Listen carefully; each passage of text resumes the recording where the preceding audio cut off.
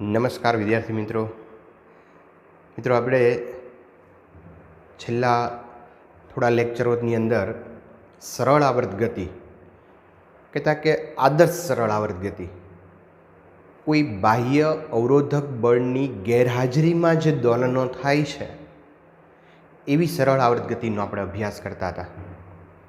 એની અંદર એની એપ્લિકેશન સ્પ્રિંગના દોલનો અને સાદું લોલક, આ બે વસ્તુ આપણે ભણ્યા.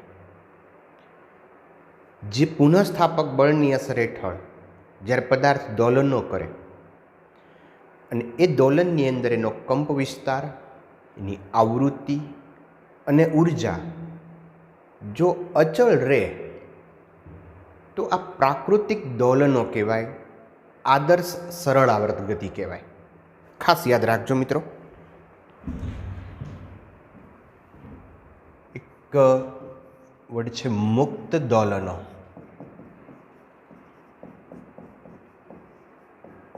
અથવા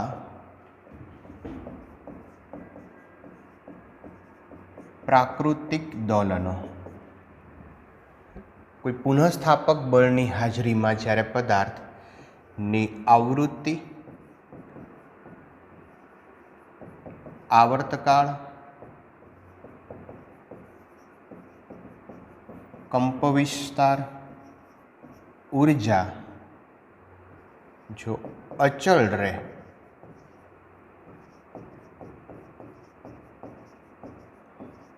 સમય સાથે ન બદલાય તો તેવા દોલનોને પ્રાકૃતિક દોલનો કહે છે અથવા તો મુક્ત દોલનો કહેવાય.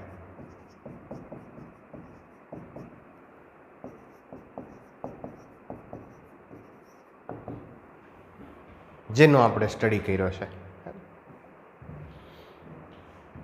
અને આકૃતિમાં આપણે દર્શાવીએ સાથે સમય સાથે જો એના કંપ વિસ્તારનો આલેખ હું અહીંયા બતાવું. સમય કંપ વિસ્તાર એ, તો મિત્રો એનો કંપ વિસ્તાર છે એ સમય સાથે અચળ રહે છે. તમે જોઈ શકો છો એ અચળ છે. પ્રાકૃતિક દોલનો કહીશું, મુક્ત દોલનો કહીશું. આદર્શ સરળ આવર્ત ગતિ થઈ. આદર્શ છે, પણ પ્રેક્ટિકલ લાઈફમાં આવું નથી જોવા મળતું. અને જો આવું જોવા મળે તો બહુ મજા આવે. કેમ? તમે નાના છોકરાને હિંચકામાં નાખીને આપણે હિંચકા હિંચકતા હોય અને એક હિંચકો નાખી દો, પછી જો એનો આવર્તકાળ કે આવૃત્તિ કે ઉર્જાનો વ્યય ન થાય અને એના દોલનો અનંતકાળ સુધી ચાલુ રહે તો મજા આવે કે નહીં? બગીચામાં બેયને હિંચકા ઉપર બેઠા હોય ને એક વાર પગની ઠેસ આપણે જમીન સાથે લગાડીને હિંચકાને શરૂ કરી દઈને પછી ઉપર પલોઠી વાળીને બેસી જઈએ એટલે હિંચકો અનંતકાળ સુધી ચાલુ રહે? ના, એવું નથી થતું મિત્રો.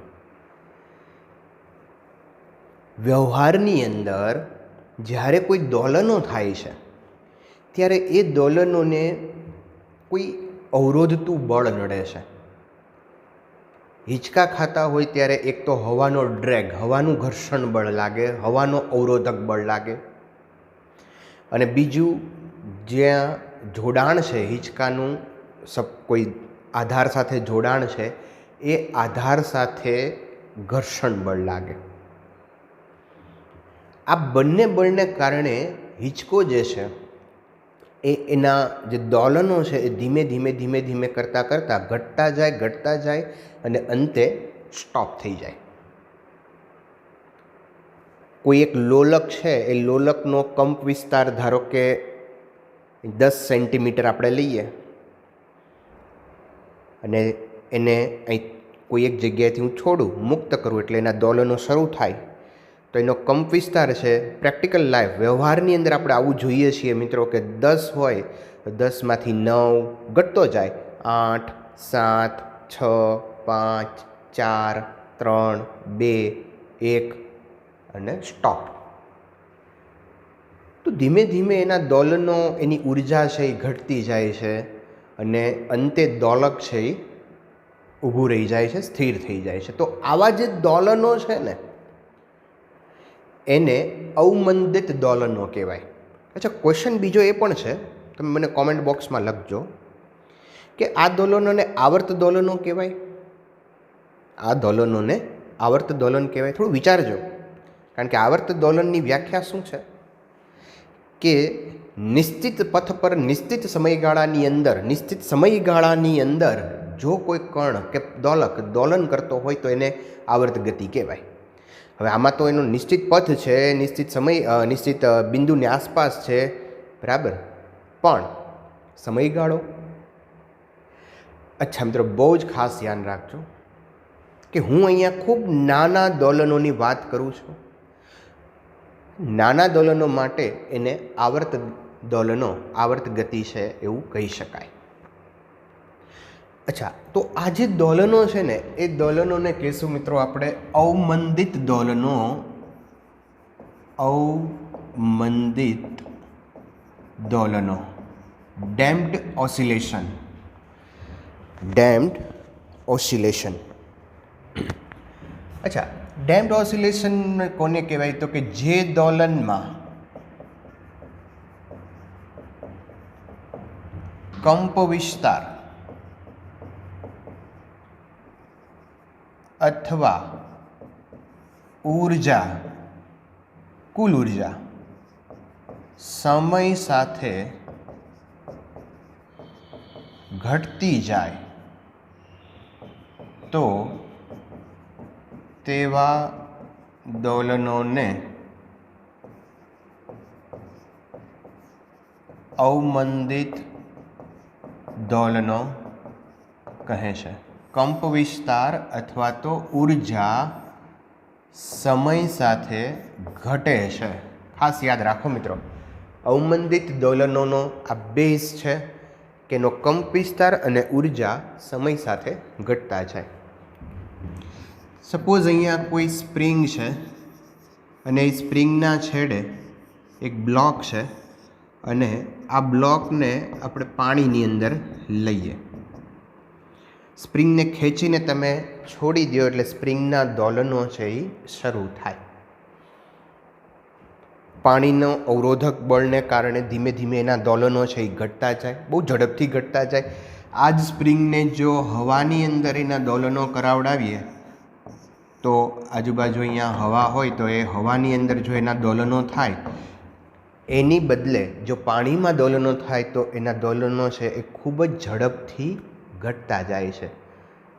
એનો કંપ વિસ્તાર અને ઊર્જા છે એ ઘટતી જાય છે, અંતે એ સ્ટોપ થઈ જશે. તો આવા જે અવરોધક બળની, પાણી છે એ અવરોધ અહીંયા ઉત્પન્ન કરશે, હવા છે એ અવરોધ ઉત્પન્ન કરશે. તો આવા જે અવરોધક બળની હાજરીમાં જે દોલનો થાય છે મિત્રો, દેટ ઇઝ અવમંદિત દોલનો, ડેમ્પ્ડ ઓસિલેશન.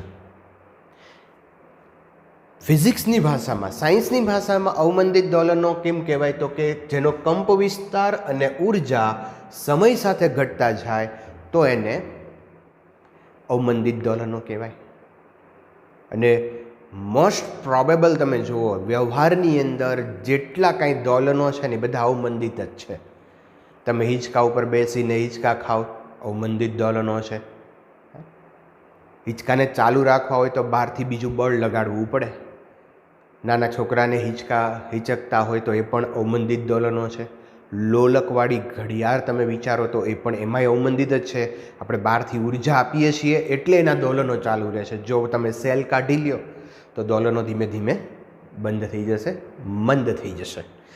અચ્છા, તો આવા જે દોલનો છે એના માટે એનો કંપ વિસ્તાર સમય સાથે કેવી રીતે બદલાય છે, એનું જે સ્થાનાંતર છે, એનું વિકલ સમીકરણ શું છે એ આપણે મેળવવું છે.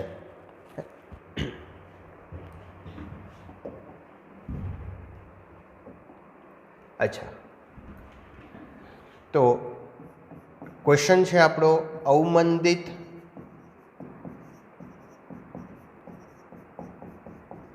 દોલન કરતા દોલકનું દોલકનું વિકલ સમીકરણ મેળવો.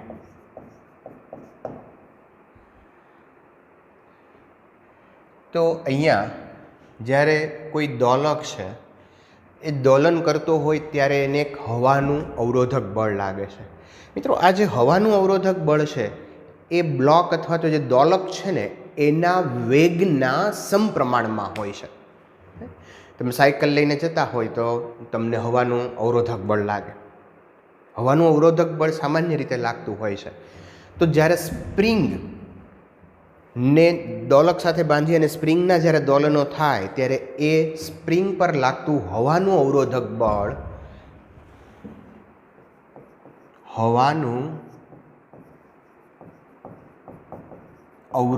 બળ એ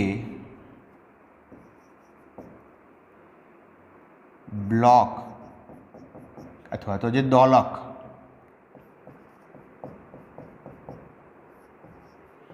ના વેગના સમપ્રમાણમાં અને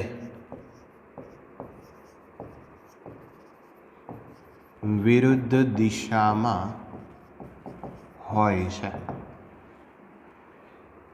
અવરોધક બળને આપણે DFD વડે બતાવશું. FD પ્રપોઝનલ ટુ માઇનસ, વિરુદ્ધ દિશા છે એટલે માઇનસ, અને વેગ V. પ્રપોઝનાલિટી આપણે કાઢી નાખીએ અહીંથી. FD is equal to minus BV. આ B છે એ ધન અચળાંક છે, અવરોધક અચળાંક પણ કહેવાય.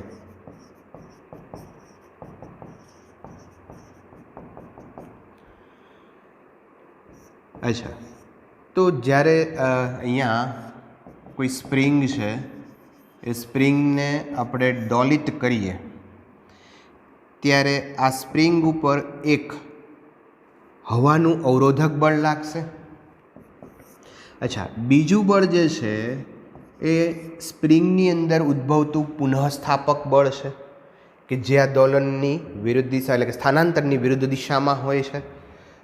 તો બીજો જે ફોર્સ છે મિત્રો, પુનઃસ્થાપક બળ F is equal to minus KY અથવા તો KX.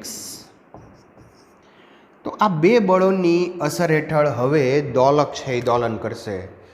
આની અગાઉના કેસ તમને યાદ કરાવી દઉં મિત્રો, તો જેની અંદર દોલક જ્યારે દોલન કરતું હતું ત્યારે બળ માત્ર આપણે પુનઃસ્થાપક બળ જ લીધું હતું. જો માત્ર પુનઃસ્થાપક બળની અસર હેઠળ દોલન થતા હોય તો એ આદર્શ સરળ આવર્ત ગતિ છે, જેમાં કોઈ અવરોધક બળ નથી, એટલે એનો કંપ વિસ્તાર છે એ સમય સાથે ઘટશે નહીં, અનંતકાળ સુધી દોલનો ચાલુ રહેશે. તો એનો બેઝિક સ્ટડી તો આપણે કરી લીધો, પણ હવે સ્ટડી જે કરવો છે એ પ્રેક્ટિકલી જે વસ્તુ છે, વ્યવહારની અંદર જે વસ્તુ બને છે એનો આપણે અભ્યાસ કરવાનો છે કે જેની અંદર આ અવરોધક બળ છે એ લાગે છે. તો આ બે બળો લાગશે દોલક ઉપર અને બંને બળોનું પરિણામી બળ આપણે વિચારીએ મિત્રો. તો પરિણામી બળ F is equal two F1 plus F2. Okay, now F is equal two આપણે અહીંયા લખીએ F ઇઝ ઇક્વલ ટુ લખીએ MA is equal two F1 that is minus BV અને પ્લસ F2 એટલે કે માઇનસ KY. એની જગ્યાએ d2y/dt², સ્થાનાંતરનું બે વાર વિકલન કરો એટલે પ્રવેગ મળે, માઇનસ બી, વીની જગ્યાએ લખી dy/dt માઇનસ KY. એમ વડે બધાને ડિવાઈડ કરી નાખીએ then d2y/dt²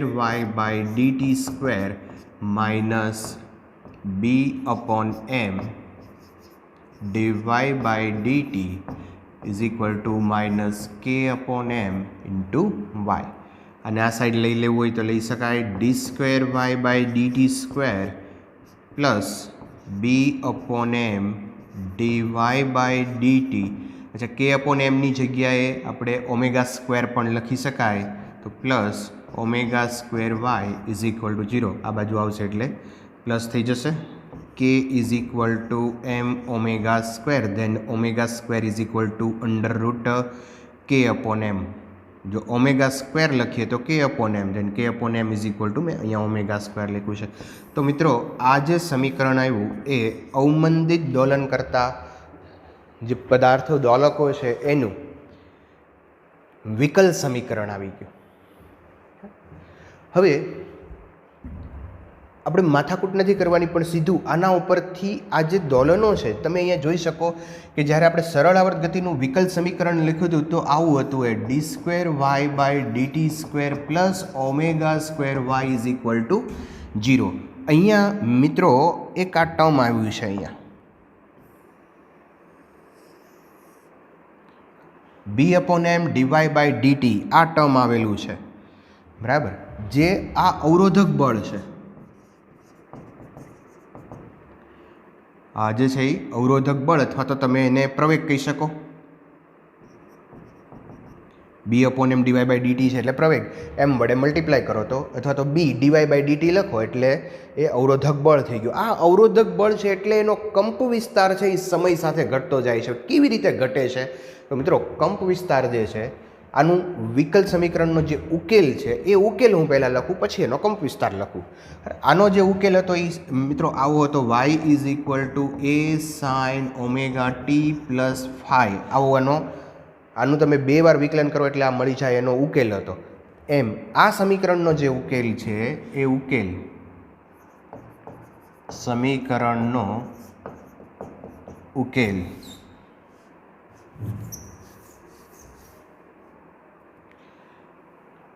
y is equal to a dash, time function છે આ મિત્રો, a'(t) cos અથવા તો sin ω'(t) પ્લસ ફાઈ. અહીંયા બે વસ્તુ ચેન્જ થશે મિત્રો, એક કંપ વિસ્તાર અને બીજું કોણીય આવૃત્તિ.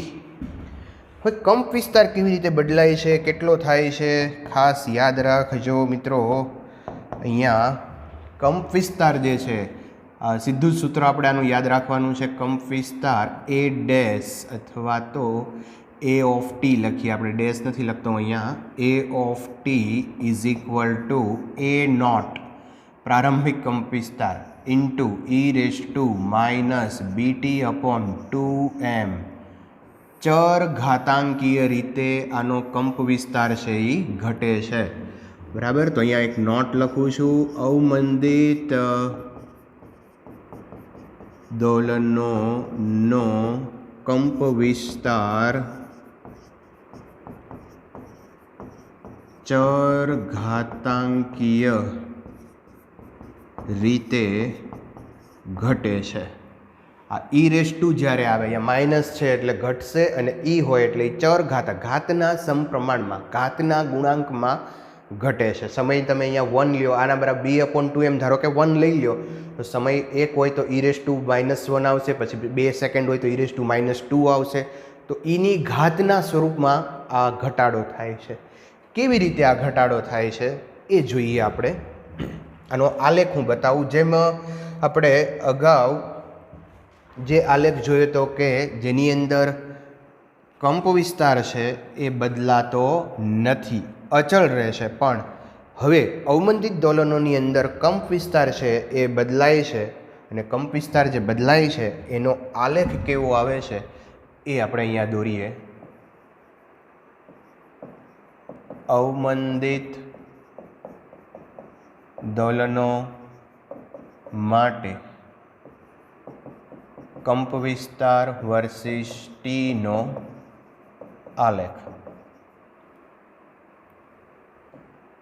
અહીંયા આલેખ આપણે જોઈએ તો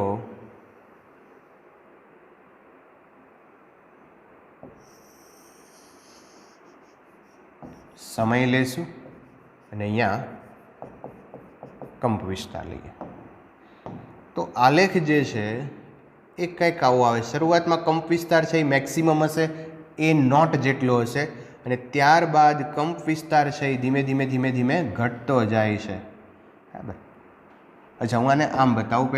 પહેલાં કંપ વિસ્તાર જે છે એ મેક્સિમમ છે અને ત્યારબાદ કંપ વિસ્તાર છે એ ધીમે ધીમે કરતાં આ રીતે ઘટતો જાય છે. તો અહીંયા આલેખ જે છે એ કંઈક આવો આવે છે. આનો જે કંપ વિસ્તાર છે એ નોટ e⁻BT/2m જેટલો છે. આ અવમંદિત દોલનો છે. આનો કંપ વિસ્તાર સમય સાથે ઘટતો જાય છે. તમે અહીંયા જોઈ શકો કે એનો કંપ વિસ્તાર છે ધીમે ધીમે કરતાં ઘટતો ગયો છે, બરાબર.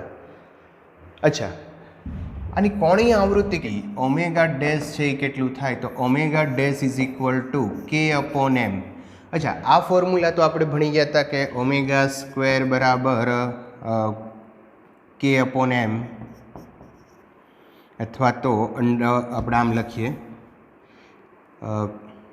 ઓમેગા બરાબર k/m રૂટ. આ ફોર્મ્યુલા તો હતું જ આપણે k બરાબર m ઓમેગા સ્ક્વેર વાળું. અચ્છા, પણ અહીંયા એક અવરોધક બળ પણ હાજર છે અને એ અવરોધક બળને કારણે કોણીય આવૃત્તિમાં ફેર પડશે b/2m whole square. b/2m whole square.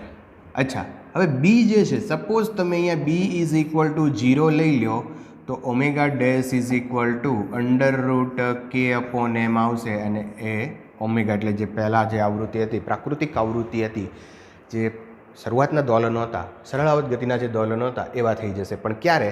કે જો અવરોધક બળ ન લાગે તો. અચ્છા, હવે આ ક્વેશ્ચનની અંદર તમારે જે યાદ રાખવાનું છે મિત્રો, એ ખાસ આ વસ્તુ યાદ રાખવાની છે, આ સૂત્ર યાદ રાખવાનું છે. જે આવર્તકાળ છે, કારણ કે જે પ્રોબ્લેમ, જે MCQ જે પૂછાય છે એ MCQ આ ફોર્મ્યુલા ઉપરથી ખાસ પૂછાય છે. તો આવર્તકાળ જે છે, કંપ વિસ્તાર જે છે એ સમય સાથે આ સૂત્ર મુજબ ઘટે છે. A of t is equal to a0 e⁻BT/2m. કેવી રીતે આના ઉપરથી પ્રોબ્લેમ પૂછાય એ આપણે જોઈએ.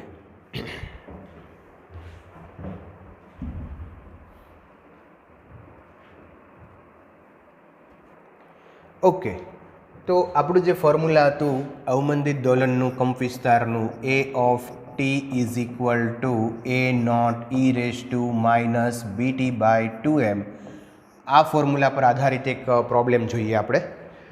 અવમંદિત દોલકનો કંપ વિસ્તાર 1 મિનિટમાં અડધો બને છે અને 3 મિનિટ પછી એનો કંપ વિસ્તાર જે મૂળભૂત કરતાં 1/x ગણો હશે. તો એક્સની કિંમત નક્કી કરવાની છે. ઓકે, નો પ્રોબ્લેમ.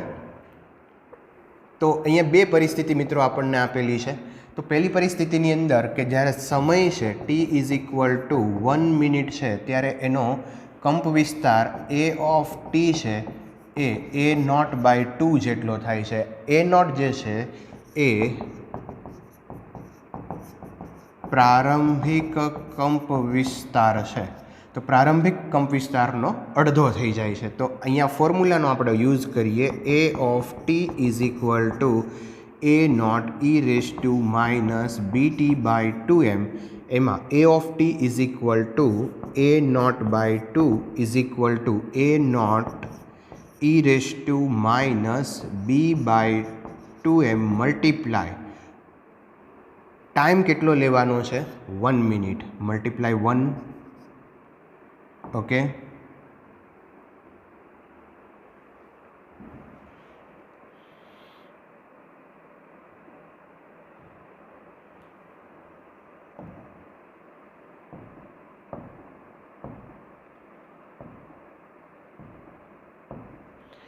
યસ. હવે આને ઇક્વેશન નંબર 1 કહી દઈએ. ઓકે, હવે બીજો જે પાર્ટ આપ્યો છે આપણને, એમાં એવું કીધું છે કે t બરાબર 3 મિનિટે જે એનો કંપ વિસ્તાર છે a ઓફ t છે એ a/x થાય છે. શરૂઆતનો જે a0 છે એનો a0/x થાય છે. ઓકે, તો અહીંયા આપણે એનું સમીકરણ લખીએ. Again a of t is equal to a naught e raised to minus bt by 2m. a of t ની જગ્યાએ લખશું a naught by x is equal to a naught e raised to minus b by 2m multiply 3, કારણ કે અહીંયા જે સમય છે એ 3 minute છે. ઓકે, નો પ્રોબ્લેમ. નવ એ નોટ કેન્સલ થઈ જશે. અહીંયા પણ તમે જુઓ તો આ એ નોટ કેન્સલ થઈ જશે. હવે જુઓ અહીંયા કે e raise to minus b by 2m છે એના બરાબર 1/2 લખાય. ઈ રેસ ટુ અહીંયા આ જે તમે જુઓ છો પદ માઇનસ બી બાય 2m છે, અહીંયા લખીએ 1/x ઇઝ ઇક્વલ ટુ આના બરાબર લખશું 1/2 રેસ ટુ 3.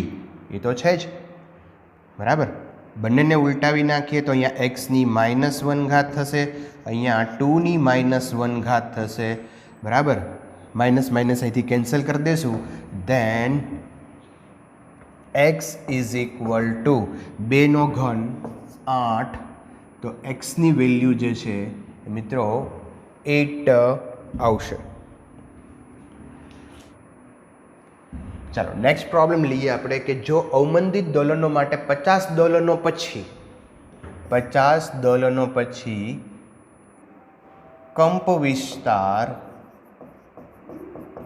0.8 A0 થાય છે, જ્યાં A0 છે એ પ્રારંભિક કંપ વિસ્તાર છે, તો 150 દોલનો પછી આ કંપ વિસ્તાર છે એ કેટલો થાય છે મેળવવાનો છે. એ IPMT 2008ની અંદર આ પ્રોબ્લેમ પૂછાઈ ગયો મિત્રો. તો સમજો અહીંયા શું પ્રોબ્લેમ શું કહે છે. તો પહેલું કે અહીંયા 50 દોલનો થાય ત્યારે કંપ વિસ્તાર જે છે એ 0.8 A0 થાય છે. અચ્છા, 50 દોલનો થાય તો એના માટે સમય લખી શકાય 50t. 1 દોલન થાય ત્યારે એના માટે લાગતો સમય છે એ આવર્તકાળ t જેટલો હોય, તો 50 દોલનો થાય તો એના માટે સમય છે એ કેટલો થાય 50t. ઓકે, તો 50t જ્યારે થાય ત્યારે એનો કંપ વિસ્તાર a of t is equal to 0.8 A0 થાય છે. તો આપણે ફાઇન્ડ કરવાનું છે t is equal to 150t થાય ત્યારે એનો કંપ વિસ્તાર છે એ કેટલો થાય. ઓકે, વિડીયો પોઝ કરો અને ટ્રાય કરો. આની પહેલાં જે દાખલો ગણાવ્યો એના જેવો જ છે, અને જે જવાબ આવે એ મને કોમેન્ટ બોક્સની અંદર લખો, બરાબર. જો ચાલો, તો આપણે અહીંયા સોલ્યુશન એનું જોઈએ. તો અહીંયા ફર્સ્ટ સ્ટેપની અંદર a of t is equal to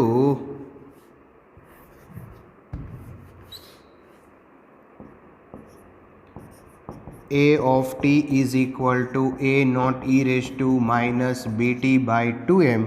a of t એટલે 0.8 A0 is equal to અહીંયા પ્રારંભિક કંપ વિસ્તાર A0 e raised to minus b by 2m multiply 50t. A0 get cancel. ચાલો, અને આમ નામ રાખશું આપણે. હવે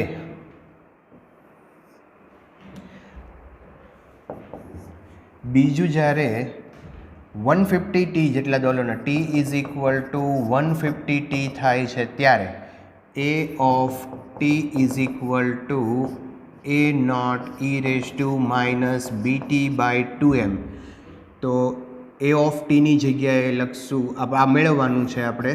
તો a of t is equal to આ A0 e raise to minus b by 2m ને મલ્ટીપ્લાય સમય જે આપ્યો છે એ 150t છે ને, એને હું આ રીતે લખું છું 50t મલ્ટીપ્લાય 3 લખાય છે ને મિત્રો. 5 તેરી 15 150. એવું શું કામ કર્યું તમને આઈડિયા આવી જવો જોઈએ, કારણ કે અહીંયા 50t હતું. અચ્છા, ચાલો હવે આટલો જે ભાગ છે e raised to minus b by 2m into 50t, e raised to minus b by 2m into 50t is equal to 0.8 લખાય. તો અહીંયા A0 આની જગ્યાએ લખશું 0.8 અને એની 3 ઘાત. તો a of t તો આવર્તકાળ 0.8 64 ને 64 512 0.512 એ નોટ. તો આ એનો કંપ વિસ્તાર આવી ગયો મિત્રો. તો હવે આપણે આગળ જે થિયરી છે એના ઉપર પાછા આવીએ.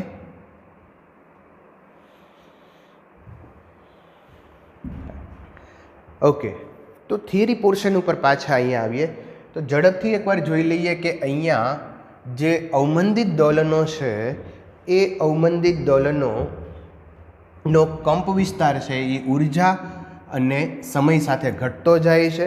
ઉર્જા અને સમય સાથે કંપ વિસ્તાર ઘટતો જાય તો એવા દોલનોને અવમંદિત દોલનો કહેવાય. અવમંદિત દોલનોમાં જે બળ છે એ એના વેગના સમપ્રમાણમાં હોય છે. અવરોધક બળ BF = -BV. અચ્છા, એક તમને હોમવર્કમાં કામ આપું છું મિત્રો. આ બી જે છે એનું એકમ અને પારિમાણિક સૂત્ર હોમવર્કમાં કરજો અને જે થઈ જાય એને મને કોમેન્ટ બોક્સની અંદર લખજો. અચ્છા, તો અહીંયા બે બળ આવશે, એક BV અને બીજું -KY. એના ઉપરથી આપણે વિકલ સમીકરણ મેળવું. આ અવરોધક પ્રવેગ અથવા તો એને એમ વડે ગુણો એટલે બળ થઈ ગયું. હવે આનો જે કંપ વિસ્તાર છે, આ અવમંદિત દોલનોનો કંપ વિસ્તાર છે, એ કંપ વિસ્તાર A(t) = A0 e -BT/2m મુજબ સમય સાથે ચર ઘાતાંકીય રીતે બદલાતો જાય છે. અચ્છા, હવે આની ઉર્જા લખવી હોય તો યાંત્રિક ઉર્જા, કુલ ઉર્જા. તો કુલ ઉર્જા E = ½ KA² છે. તો અહીંયા આપણે એની વેલ્યુ મૂકી દઈએ તો E = 1/2 K. A² જગ્યાએ તમે એનો કંપ વિસ્તાર મૂકો તો અહીંયા A02 e -BT/2m × 2. આનો સ્ક્વેર કરશો એટલે 2 કેન્સલ થઈ જશે. તો આન્સર આવશે 1/2 KA02 e -BT/m. તો આ ઉર્જા છે. તમે અહીંયા જોઈ શકો છો કે ઉર્જા પણ સમય સાથે ઘટતી જાય છે. ઉર્જા પણ સમય સાથે ઘટતી જાય છે. અચ્છા, જે ઘટાડો થાય છે એ વ્યય થાય છે. ઉષ્મા ઉર્જા સ્વરૂપે અથવા તો ઘર્ષણ સ્વરૂપે એનો વ્યય થાય છે. તો અહીંયા E = -1/2 KA02 e -BT/2m. Okay, ચાલો. તો આટલી વસ્તુ તમારે અવમંદિત દોલનોની અંદર યાદ રાખવાની છે મિત્રો. હવે નેક્સ્ટ લેક્ચરની અંદર આપણે શું કરવાના છીએ? તો અહીંયા અવમંદિત દોલનમાં શું જોયું આપણે કે એક તમે ધારો કે હિંચકો નાખી અને છોડી દો તો ધીમે ધીમે હિંચકો છે એ બંધ થઈ જશે. પણ આપણે બંધ કરવો નથી, આપણે તો સતત ચાલુ રાખવો છે. હવે જો સતત ચાલુ રાખવો હોય, હિંચકા ખાવા જ હોય, બરાબર, તો શું કરવાનું? તો બહારથી બળ લગાડવું પડે. અને બહારથી જો બળ લગાડીએ અને જે હિંચકાના દોલનો થાય તો એવા દોલનોને બળ પ્રેરિત દોલનો કહેવાય છે, ફોર્સ્ડ ઓસિલેશન. હવે એ બળ કેવી રીતે લગાડવું પડે? તમે મનમાં આવે એમ બળ ન લગાડી શકો, બરાબર. જ્યારે કોઈ બાળકને તમે હિંચકતા હોય ત્યારે આમ હિંચકો આમ જાય ત્યારે આમ બળ લગાડી લીધું હોય તો હા મુલ્લીને બહાર આવે સીધો ખોળામાં.